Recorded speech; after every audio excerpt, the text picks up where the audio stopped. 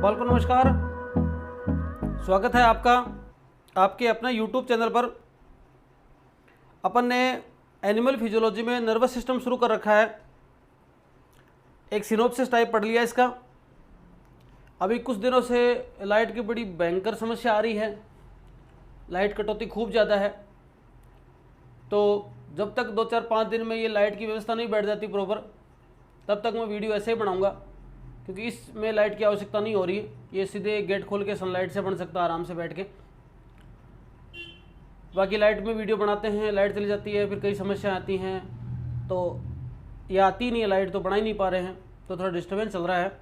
तो उसको ध्यान में रखते हुए कुछ दिनों के लिए आपको अव्यवस्थाएँ होंगी और अपन इसी तरह से वीडियो बनाएंगे जिससे अपना कोर्स थोड़ा सा खींचा जा सके। रुकावट आ गई एक बार उसमें। देखें, अपन ने शुरू कर रखा था टॉपिक नर्वस सिस्टम, या टॉपिक के रूप में अपन ने लिख रखा था neural control and it's coordination. सबसे पहला अपने को पॉइंट पढ़ना था इंट्रोडक्शन। इंट्रोडक्शन में आपको ये पढ़ना है कि नर्वस सिस्टम की परिभाषा क्या होती है।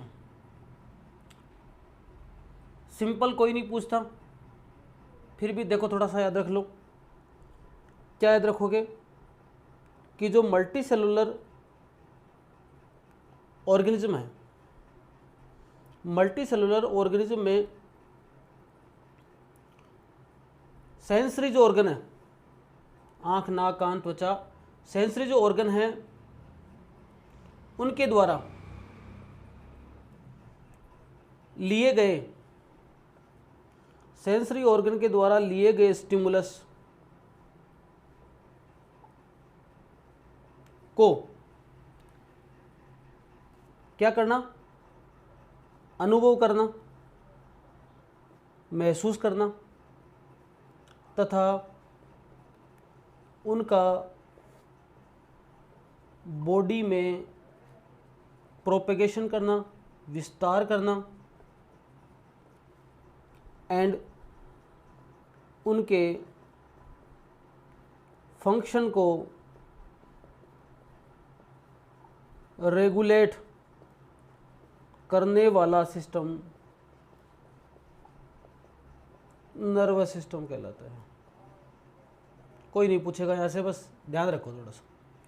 मतलब क्या बताना चाह रहा हूँ कि आपकी बॉडी के जो भी सेंसरी ऑर्गन है, उन सेंसरी ऑर्गन ने एक्सटर्नल एनवायरनमेंट से, इंटरनल एनवायरनमेंट से जो भी क्या लिया, कोई सेंस लिया, स्टिमुलस उनको मिला, उसको महसूस किया, उसको ब्रेन तक भेजा, ब्रेन ने बॉडी को बोला कि उसके अनुसार आप ऐसा कार्य करें, उनका फंक्शन हुआ, उस फंक्शन को रेगुलेट करना, ये सारा काम किसका है? नर्वस सिस्टम का है, तंत्रिका तंत्र का है।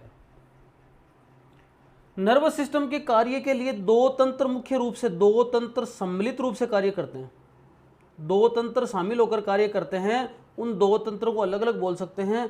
एक आपके नर्वस सिस्टम खुद है और दूसरा है आपके एंडोक्राइन सिस्टम। अगला चैप्टर पढ़ेंगे एंडोक्राइन सिस्टम का, बड़ा इंपॉर्टेंट चैप्टर है।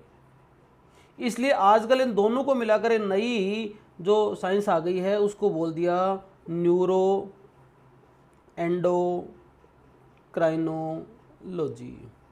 न्यूरो का मतलब नर्वस सिस्टम, एंडोक्राइन का मतलब अंतःस्रावी तंत्र। तो न्यूरो एंडोक्राइनोलॉजी दो चीज आ गई यहां पर, ठीक है। अब देखो, इंट्रोडक्शन के साथ में अपन ने लिया था कि जो नर्वस सिस्टम अभी अपन ने पढ़ा कि मल्टी सेलुलर ऑर्गेनिज्म, लेकिन सभी ऑर्गेनिज्म के अंदर नर्वस सिस्टम डेवलप नहीं होता। अलग अलग ऑर्गेनिज्म में अलग अलग प्रकार से डेवलप होता होता आगे जाके ह्यूमन में वेल डेवलप होता है। तो थोड़ा थोड़ा देखेंगे अपन। देखो, सबसे पहले देखो हाइड्रा। हाइड्रा में जितनी भी नर्व पाई जाती हैं, तंत्रिकाएं पाई जाती हैं, सारी की सारी एक ही समान की होती हैं, एक समान ही होती हैं, और सभी तंत्रिकाएं मिलकर सभी समान तंत्रिकाएं होती हैं जो मिलकर नर्व वेव तंत्रिका जाल बनाती है। मतलब आपको याद क्या रखना है कि हाइड्रा में पाए जाते हैं नर्व वेव, तंत्रिका जाल पाया जाता है। 2 नंबर क्या याद रखना है, 2 नंबर आपको याद रखना है प्लेन एरिया, तो याद रखना एग्जाम्पल, और बात किसकी हो रही है, हेलमिंथिस की। प्लेटिहेलमिंथिस, एस्केहेलमिंथिस दोनों के अंदर है। इनके अंदर वेल डेवलप तंत्रिका तंत्र नहीं पाया जाता, तो क्या पाया जाता है, इनके अंदर 2 तंत्रिका रज्जु, 2 नर्व कोड मिलकर क्या करते हैं, प्रिमिटिव ब्रेन का निर्माण करते हैं। मतलब वेल डेवलप ब्रेन नहीं होता, प्रिमिटिव आदिम प्रकार का सिर पाया जाता है, ब्रेन पाया जाता है, मस्तिष्क पाया जाता है। और बात करो आप अर्थवर्म, केंचुए में और डेवलप होगा थोड़ा, किसका है ये, एनेलिडा। एनेलिडा का एनिमल है केंचुआ। उसके अंदर 2 प्रकार का तंत्रिका तंत्र होता है, कौन सा, एक होता है सेंट्रल नर्वस सिस्टम और एक पेरिफेरल नर्वस सिस्टम। अपने में 3 प्रकार का है, सेंट्रल, पेरिफेरल और ऑटोनोमस। यहाँ पर केंद्रीय तंत्रिका तंत्र और परिधीय तंत्रिका तंत्र 2 प्रकार का तंत्रिका तंत्र है। और डेवलप की बात करें आगे तो आर्थ्रोपोडा। आर्थ्रोपोडा के अंदर तंत्रिका तंत्र इन सब की तुलना में थोड़ा डेवलप होना शुरू हो जाता है, डेवलप ही होता है। तो इनके तंत्रिका तंत्र में क्या क्या पाया जाता है, ब्रेन है, उसके बाद में डोर्सल नर्व कॉर्ड है, गैंग्लियन है, एंड आपके गैंग्लियन के साथ साथ में चीज़ें और पाई जाती हैं जिसको बोला जाता है कमिश्योर, इनको जोड़ने वाली, नर्व को जोड़ने वाली। तो गैंग्लियन है, डोर्सल नर्व कॉर्ड है, ब्रेन है, मतलब थोड़ा सा इनकी तुलना में वेल डेवलप नर्वस सिस्टम होता है। ये आपको अदर एनिमल में याद रखना है। और उसके बाद में ह्यूमन में तो मैन है ही, ह्यूमन में वेल डेवलप नर्वस सिस्टम पाया जाता है। ये वाली बात अपन ने एक जनरल इंट्रोडक्शन में ध्यान रखनी है। थोड़े दिन की असुविधा है, फिर मैं वापस बोर्ड पे पढ़ाऊंगा। वैसे ही इसमें थोड़ी मेरे भी दिक्कत रहती है, क्योंकि आपसे मतलब ऐसा लगता है कि आपसे सामने नहीं हूँ मैं। पर थोड़े दिन की जब तक कोई लाइट की व्यवस्था नहीं बैठ जाती तब तक आप थोड़ा सा इसको समझे, आगे चलें।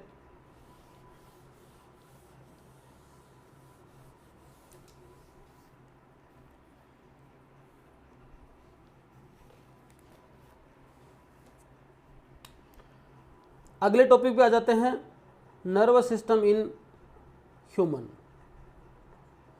मानव में तंत्रिका तंत्र।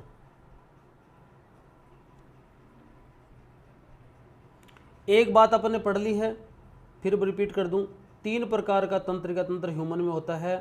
सेंट्रल नर्वस सिस्टम, इंग्लिश में इनका पूरी फॉर्म लिख लेना, सेंट्रल नर्वस सिस्टम केंद्रीय तंत्रिका तंत्र, PNS पेरिफेरल नर्वस सिस्टम परिधीय तंत्रिका तंत्र, ANS ऑटोनोमस नर्वस सिस्टम स्वायत्त तंत्रिका तंत्र। हिंदी इंग्लिश दोनों में लिख लेना आप जो लिखना चाहो। सेंट्रल नर्वस सिस्टम में 2 चीज़ों को शामिल करते हैं, एक आता है ब्रेन और दूसरा क्या आता है, स्पाइनल कॉर्ड। ठीक है। पेरिफेरल नर्वस सिस्टम में ब्रेन से निकलने वाली क्रेनियल नर्व और स्पाइनल कॉर्ड से निकलने वाली स्पाइनल नर्व को शामिल करते हैं। ये किससे निकलती हैं, आगे लिखना भूल जाओगे वरना, ब्रेन से निकलती हैं। और ये निकलती है किससे, स्पाइनल कॉर्ड से। और इसके 2 प्रकार हैं, क्या लिखोगे, सिम्फेथेटिक ऑटोनोमस नर्वस सिस्टम और पैरासिम्फेथेटिक ऑटोनोमस नर्वस सिस्टम। ये टोटल हो गए आपके 3 प्रकार के आगे सब टाइप। ठीक है। अब देखो अपने को एक एक चीज को सिंगल सिंगल लेना है। सबसे पहले अपन पॉइंट डाल देते हैं, आप हेडिंग डाल दो ब्रेन, मस्तिष्क। एक एक को समझते जाओ, एक एक को लिखते जाओ। देखो जो मेमल्स हैं, मेमल्स में ब्रेन क्या है, वेल डेवलप होता है, सुविकसित होता है मेमल्स के अंदर। मेमल्स का जो ब्रेन है उसका ओरिजिन है एक्टोडर्मल। वैसे नर्वस सिस्टम का ओरिजिन भी एक्टोडर्मल ही होता है, ठीक है, एक्टोडर्मल ओरिजिन याद रखना ये ब्रेन का। अगला क्या लिखोगे, ये जो ब्रेन है ना, अब होता कहाँ पर है, कहाँ सुरक्षित रहता है। अपन ने जब पिछला चैप्टर पढ़ा था तो वहाँ पर खोपड़ी पढ़ा था, स्कल पढ़ा था, कपाल पढ़ा था। तो जो ब्रेन है ना, ये ब्रेन है वो स्कल में सुरक्षित रहता है। स्कल का मतलब कपाल। स्कल में कितनी बोन थी आप मेरे को कमेंट में बताना, मतलब ब्रेन कितनी बोन के द्वारा सुरक्षित रहता है, ये याद रखना। अब ये जो स्कल है, स्कल के अंदर ब्रेन है। जैसे मान लो ये स्कल बताऊं मैं, मान लो इसके अंदर ये ब्रेन है, तो बीच का स्थान हो गया ना। तो इस ब्रेन और स्कल के बीच में संयोजी ऊतक की बनी, कनेक्टिव टिश्यू की बनी, कनेक्टिव टिश्यू से बनी तीन झिल्लियों से, तीन झिल्लियां ब्रेन के ऊपर पाई जाती हैं, ब्रेन के ऊपर पाई जाती हैं, जिन्हें मस्तिष्क का आवरण कहते हैं, मस्तिष्क आवरण कहते हैं।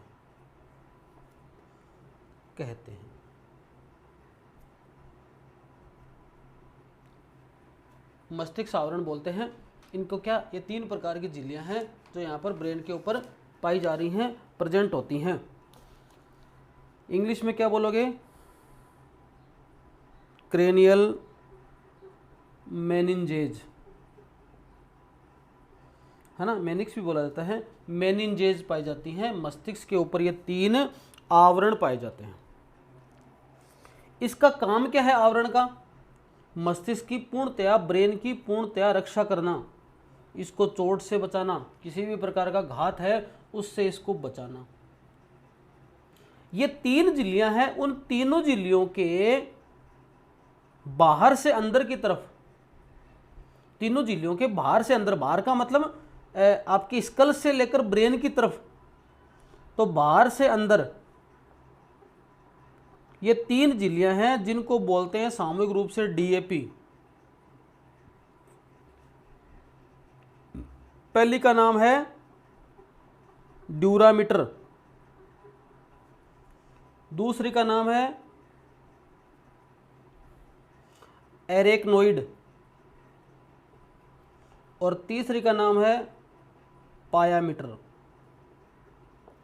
मतलब इधर की बात करूं तो ये मान लो ड्यूरामीटर है, ये एरेक्नोइड है, ये पायामीटर है। बाहर से अंदर की तरफ है, इधर देखा जाए तो DAP, इस प्रकार से ये व्यवस्थित होती है। अब इन झिल्लियों के क्या क्या चीजें होती हैं, एक एक आप चीज समझो। देखो, सबसे पहले बात करें किसकी, एक नंबर, कौन सी, ड्यूरामीटर। नाम से पता चल रहा है, देखो सबसे जो क्रम अपन ने पढ़ा डीएपी के हिसाब से आप क्या लिख सकते हो यहाँ पर, बाहरी, कठोर, मोटी, plus fibrous, connective tissue, plus collagen fibre से बनी होती है।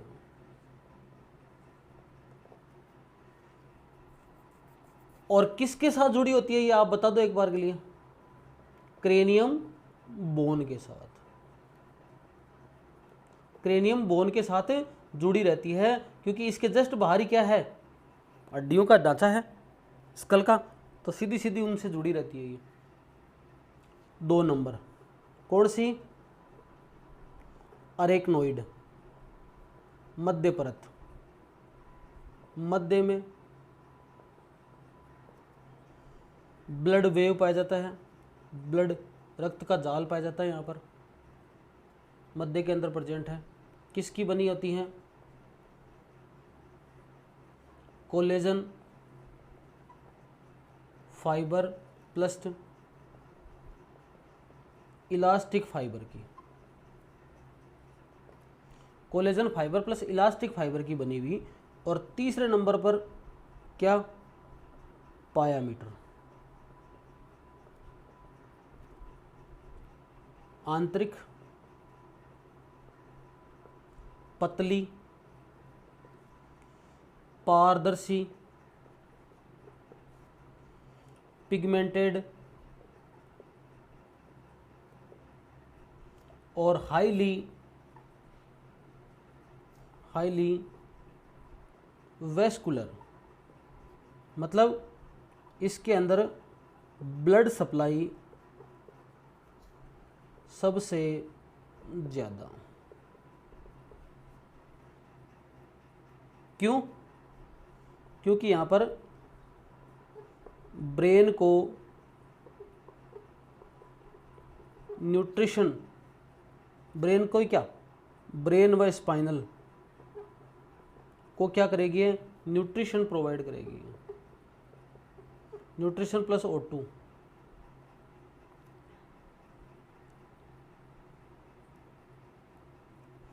अब ये जो पायामीटर है ना, अंदर ही अंदर की हो गई, सबसे बाहर ड्यूरामीटर, बीच में अरेक्नोइड और सबसे लास्ट में पायामीटर। अब ये पायामीटर अब ब्रेन के मतलब लास्ट वाली भित्ति हो गई। अब पायामीटर दो जगह पर पायामीटर क्या करती है, ये जो झिल्ली है ना, 2 जगह पर होती है। वो ब्रेन के अंदर एक कैविटी होती है, ब्रेन की कैविटी में 2 जगह पर ब्रेन की कैविटी में लटकी रहती है, जिसे कोरोइड प्लेक्सस कहा जाता है। कोरोइड प्लेक्सस कहा जाता है। किसको कहा जाता है, जहां पर ये 2 जगह पर लटकी रहती है। कौन सी भित्ति, पायामीटर है, वो 2 जगह पर लटकी रहती है, उस जगह को बोलते हैं कोरोइड प्लेक्सस बोला जाता है, अंदर की साइड में लटकी रहती है ये।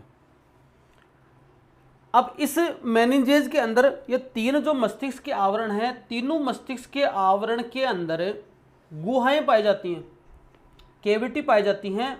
और उस कैविटी के 2 नाम है, 2 प्रकार की कैविटी पाई जाती हैं। सबसे पहली कैविटी को बोलते हैं सब ड्यूरल कैविटी और दूसरी का नाम है सब अरेकिनोइड कैविटी। मतलब क्या हुआ कि इन दोनों के बीच का स्थान, इन दोनों के बीच में जो गुहा पाई जाती है उसका नाम तो है ये वाला सब ड्यूरल, और इन दोनों के बीच में पाई जाती है उसका नाम है सब अरेकिनोइड। ड्यूरामीटर नाम आया इसका मतलब इसके इसके बीच में होगी, और अरेकिनोइड नाम आया इसका मतलब इसके बीच में होगी, ये कैविटी होगी। मतलब ऐसा कहा जा सकता है कि डी और ए के बीच में ये वाली है, और ए और पी के बीच में ये वाली है। इसके अंदर सीरम, यहाँ चूंकि ब्लड हो गया ना, ब्लड वेव पाई जाती हैं, तो इस वाले स्थान पर क्या पाया जाता है, सीरम फ्लूइड भरा रहता है, इसमें सीरम फ्लूइड भरा रहता है। और इसके बीच में इंपॉर्टेंट चीज याद रखनी है, इसके बीच में एक द्रव्य भरा रहता है जिस द्रव्य को बोलते हैं CSF, cerebro spinal fluid. Cerebro spinal fluid. कोई पूछे कि सेरिब्रो स्पाइनल फ्लूइड ब्रेन में कहाँ होता है, तो आप ये बताओगे अरेक्नोइड और पायामीटर जो कैविटी होती हैं उनके बीच में पाया जाता है, उनके बीच में पाया जाता है सेरिब्रो और स्पाइनल, मतलब ब्रेन हो गया यहाँ पर और स्पाइनल कोड, उन दोनों को तरलता प्रोवाइड करेगा ये फ्लूइड जो होगा यहाँ पर पाया जाएगा। ऐसा पूछा जाए तो कोरोइड फ्लेक्सस किसे कहा जाता है, तो आप ये बताओगे, आंसर क्या दोगे कि मस्तिष्क के अंदर, ब्रेन के अंदर दो ऐसे स्थान होते हैं जहां पर उभारनुमा संरचना पाई जाती है। किसके मुड़ने से बनते हैं वो? पायामीटर में। और यही वो स्थान होते हैं, ये इंपॉर्टेंट है, यही वो स्थान होते हैं, कोरोइड फ्लेक्सस ही वो स्थान होते हैं जिनके द्वारा CSF का निर्माण किया जाता है। CSF का निर्माण कौन करता है? CSF का निर्माण करता है कोरोइड फ्लेक्सस। कोरोइड फ्लेक्सस क्या होते हैं? पायामीटर का ऐसा स्थान, मतलब आपके ऐसा बोल सकते हैं कि जो मस्तिष्क आवरण है, मेनिन्जेस का जो अंतिम परत है, उसका ऐसा स्थान तो दो जगह पर ब्रेन की कैविटी में लटका रहता है, उसको बोलते हैं कोरोइड फ्लेक्सस। और इस कोरोइड फ्लेक्सस के द्वारा ही CSF का फॉर्मेशन किया जाता है, आपके सेरिब्रो स्पाइनल फ्लूइड का निर्माण किया जाता है। अब ये जो सेरिब्रो स्पाइनल फ्लूइड है, CSF है, ये आखिर में करता क्या है? देखो,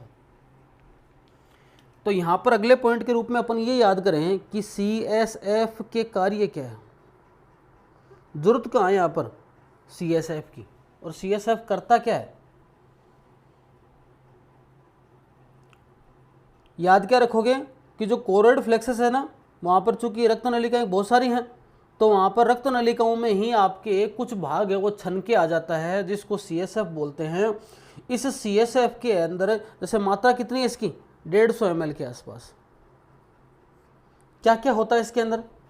इसके अंदर प्रोटीन होता है, इसके अंदर ग्लूकोज होता है, इसके अंदर यूरिया होती है, इसके अंदर क्लोराइड होता है, इसके अंदर पोटेशियम होता है, इसके अंदर सोडियम होता है, इसके अंदर कैल्शियम होता है, सल्फर होता है, फॉस्फोरस होता है। ये सब चीज़ें इस फ्लूइड के अंदर पाई जाती हैं।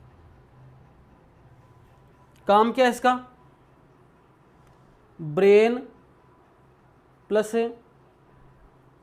स्पाइनल कोड की सुरक्षा करना व इनको पोषण देना। इनको पोषण कहाँ मिलेगा? इस स्पाइनल के फ्लूइड के द्वारा इनको पोषण मिलेगा, न्यूट्रिशन मिलेगा। आगे ब्रेन प्लस ब्लड, क्योंकि ब्रेन में ब्लड जाएगा ना, तो ब्रेन व ब्लड के मध्य पोषक पदार्थ प्लस उत्सर्जित जो पदार्थ होंगे, एक्सक्रीटिव प्रोडक्ट होंगे, का आदान प्रदान करेगा ये। तीसरा, चूंकि ये फ्लूइड है, तरल है, तो ब्रेन को नम बनाए रखेगा, ब्रेन को नम बनाए रखता है। और इस फ्लूइड के द्वारा ही अपन ब्रेन की कई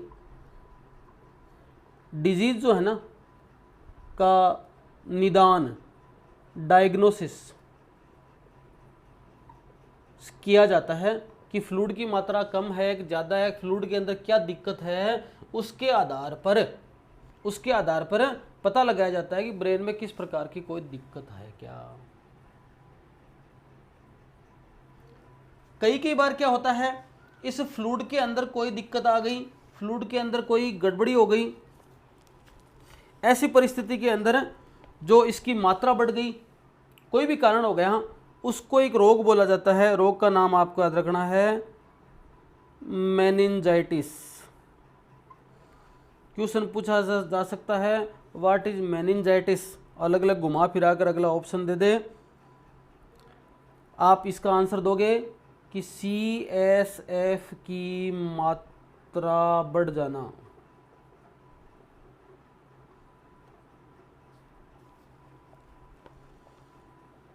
CSF की मात्रा है वो जो बढ़ जाती है, उसके कारण से ऐसा बोल सकते हैं कि जो मस्तिष्क के आवरण हैं, मेनिंजेस हैं, उनके अंदर स्वेलिंग आ जाती है, सूजन आ जाती है। किसमें? मस्तिष्क आवरण में।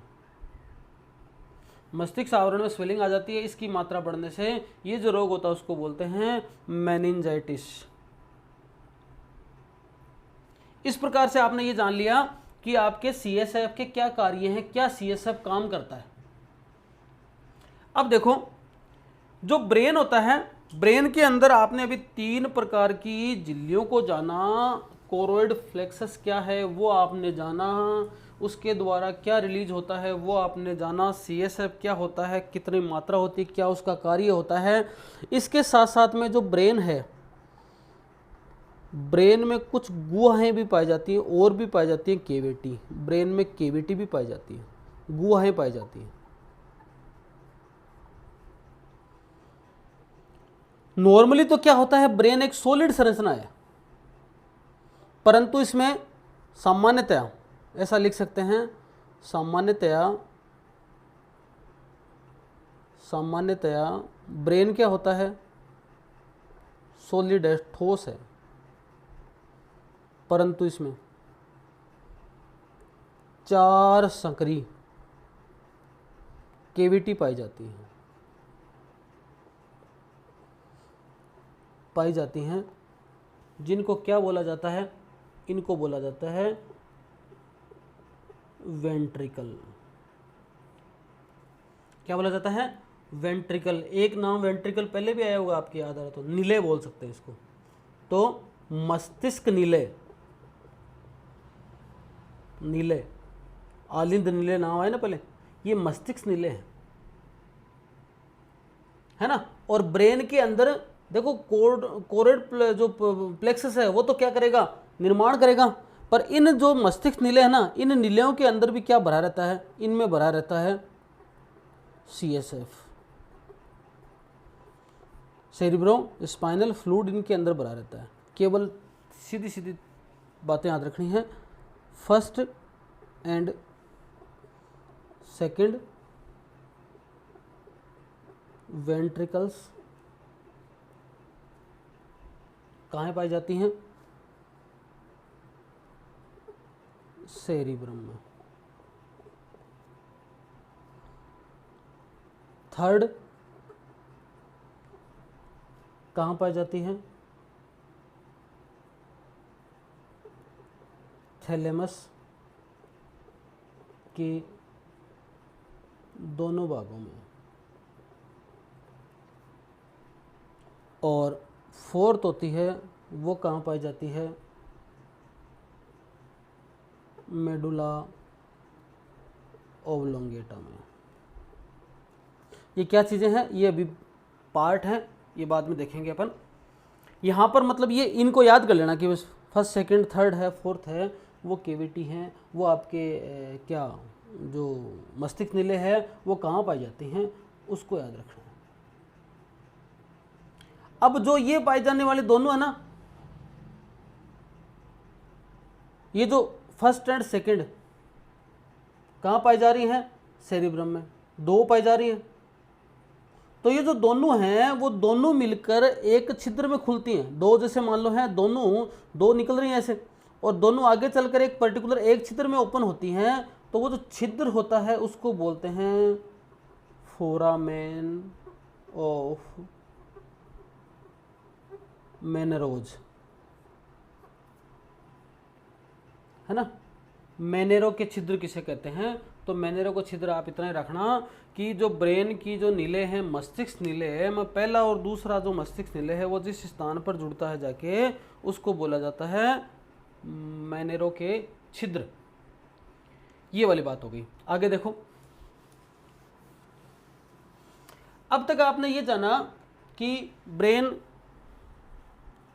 के जो पार्ट हैं, 3 जो झिल्लियां हैं ब्रेन के मस्तिष्क के ऊपर, 3 प्रकार के आवरण पाए जाते हैं और तीनों को मेनिंजेस बोलते हैं। और तीनों प्रकार के आवरण हैं उनको से एक दोनों के बीच में गैप क्या होता है वो पाया जाता है। गैप को क्या बोलते हैं वो आपने जान लिया।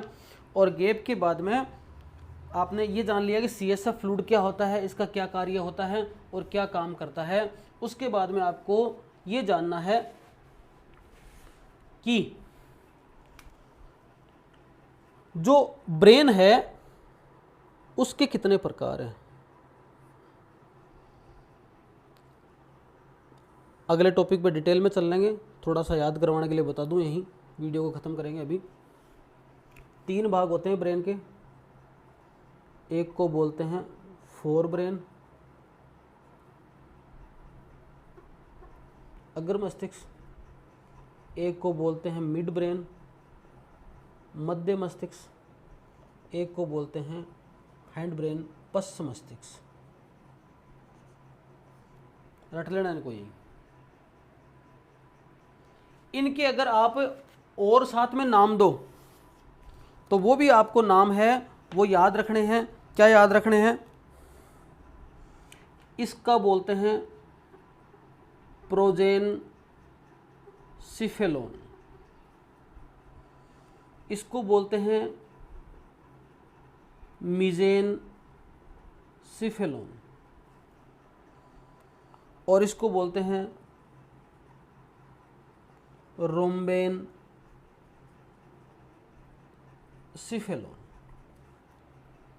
मैंने आपको याद रखना है अग्र मस्तिष्क, मध्य मस्तिष्क और पश्च मस्तिष्क। अग्र मस्तिष्क को 2 भागों में डिवाइड किया गया है। एक नाम आता है क्या? सेरिब्रम, और दूसरा नाम आता है डाइएनसिफेलोन।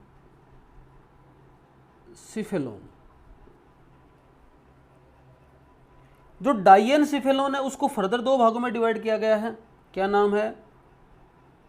थैलेमस और हाइपोथैलेमस।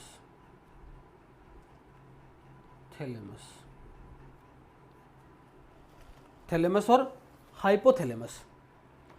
अब जो आपके मध्य मस्तिष्क है, मध्य मस्तिष्क के मुख्य तो एक ही भाग है, परंतु यहाँ पर उनको 2 चीज़ों में पढ़ सकते हैं अपन।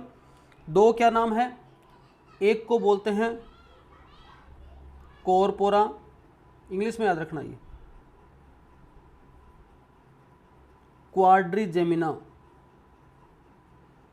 कोरपोरा क्वाड्रिजेमिना, और दूसरा याद रखना आपको सेरिब्रल पेडुंकल,